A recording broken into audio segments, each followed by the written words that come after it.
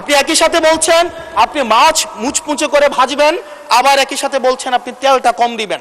সরকারের কাছে এমন কি মেকানিজম রয়েছে যে মেকানিজমের মধ্য দিয়ে প্রায় আমরা ৭৫% আমরা রাজস্ব নতুন করে আমরা সংগ্রহ করতে পারবো। মাননীয় স্পিকার, আমরা এটা জানি যে এই বাজেটটি যখন করা হয়েছে একটি বিশেষ পরিস্থিতিতে, সংকটকালীন সময়ে এই বাজেটটি করা হয়েছে। এই সব দিক বিবেচনায় অর্থমন্ত্রীকে কিছু প্রশ্ন করতে চাই বাজেটের কিছু অসঙ্গতি নিয়ে, এবং জনগণ সেটা সিদ্ধান্ত নিবে যে এই বাজেটটিকে আসলে জনগণের জন্য নিষ্পেষণের হাতিয়ার হিসেবে বিবেচিত হবে নাকি উন্নয়নের অগ্রগতির একটি সোপান হিসেবে বিবেচিত হবে। প্রথম যে অসঙ্গতিটি সেটি হচ্ছে রাজস্ব নিয়ে। মাননীয় স্পিকার, আমরা যদি বাংলাদেশের গত বছরের রাজস্বটি দেখি, লক্ষ্যমাত্রা ছিল ৫,০৩,০০০ কোটি টাকা। সেই জায়গায় 11 মাসে অর্জিত হয়েছে 4,৬০,০০০ কোটি টাকার মতো। হাতে আছে আর 1 মাস, ধরে নিচ্ছে ৪৮,০০০ কোটি টাকা সেখান থেকে আমাদের লক্ষ্যমাত্রা অর্জিত হবে। তার মানে আমাদের অর্জিত হচ্ছে 4 লক্ষ কোটি টাকা, 3,৬০,০০০ কোটি টাকা প্লাস 40,০০০ কোটি টাকা, অর্থাৎ হচ্ছে 4 লক্ষ কোটি টাকা। মাননীয় স্পিকার, এই বাজেটে রাজস্বের লক্ষ্যমাত্রা নির্ধারণ করা হয়েছে 6,৯৫,০০০ কোটি টাকা, অর্থাৎ প্রায় ৭৪% লক্ষ্যমাত্রা বৃদ্ধি করা হয়েছে। পৃথিবীর সব দেশে তাবৎ অর্থনৈতিক ব্যবস্থায় বাজেটের যে রাজস্বের যে প্রবৃদ্ধি থাকে সেটি 10 থেকে 12% একটা আইডিয়াল একটা ফিগার।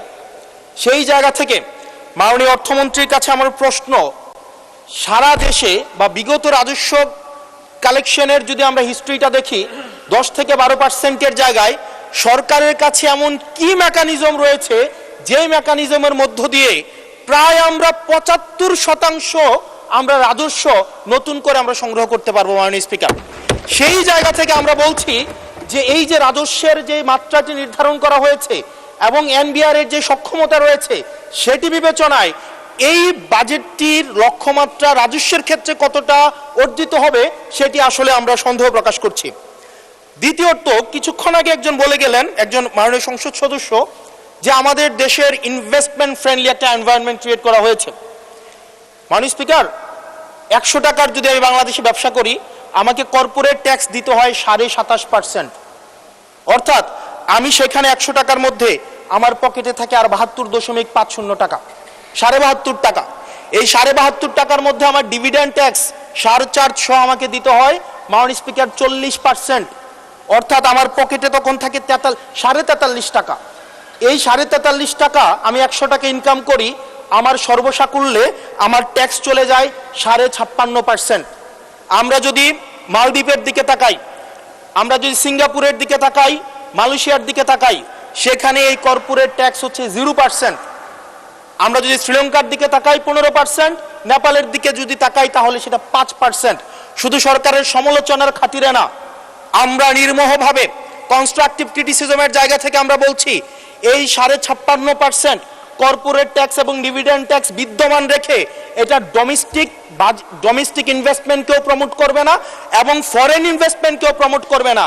যে বিজনেসম্যান আমার সিঙ্গাপুরে বিজনেস করতে পারবে 0% ট্যাক্স দিয়ে, সেই বিজনেসম্যান 56.৫% ট্যাক্স দিয়ে সেই বাংলাদেশে বিজনেস করতে আসবে না। মাননীয় স্পিকার, আমরা সেই জায়গা থেকে প্রত্যাশা করেছিলাম যে এই বাজেট একটা ইনভেস্টমেন্ট ফ্রেন্ডলি একটা বাজেট হবে এবং কর্পোরেট ট্যাক্সের একটা সহনশীল মাত্রায় কর্পোরেট ট্যাক্সকে রিডিউস করা হবে। হতাশ হয়েছে মাননীয় স্পিকার। মাননীয় স্পিকার, আমরা যদি পরবর্তী যে অসঙ্গতিটা সেটা হচ্ছে মূল্যস্ফীতি এবং জিডিপির যে লক্ষ্যমাত্রা নির্ধারণ করা হয়েছে, বর্তমানে মূল্যস্ফীতি হচ্ছে 9.4% এবং আমরা যদি খাদ্যপণ্যের মূল্যস্ফীতি ধরতে যাই সেটা 12%-এরও বেশি। এখন এই বাজেটে নির্ধারণ করা হয়েছে মূল্যস্ফীতি সেটা আমাদের 7.5%-এ রিডিউস করা হবে। পৃথিবীর সব দেশে, সব বাজেটে, সব অর্থনৈতিক ব্যবস্থায় মূল্যস্ফীতিকে নিয়ন্ত্রণ করার স্বীকৃত মাধ্যম হচ্ছে দুইটা। একটা হচ্ছে উচ্চ হারে সুদ নির্ধারণ করা অথবা গভর্নমেন্ট এক্সপেন্ডিচার কমিয়ে নিয়ে আসা। আমাদের একটা অর্থ বছরে 1,40,০০০ কোটি টাকার একটা নির্ভরশীল অর্থনীতি বিদ্যমান রেখে আমরা কিভাবে মূল্যস্ফীতিকে আমরা 7.5%-এ নিয়ে আসব, এই যে স্ববিরোধী যে অবস্থানটা, এই জায়গাটা আমাদের কাছে আসলে মাননীয় স্পিকার স্পষ্ট না। আপনি একই সাথে বলছেন আপনি মাছ মুচমুচে করে ভাজবেন, আবার একই সাথে বলছেন আপনি তেলটা কম দিবেন। এই যে স্ববিরোধী অবস্থানটা, এটা আমাদের সাধারণ মানুষের কাছে এটা স্পষ্ট হতে হবে।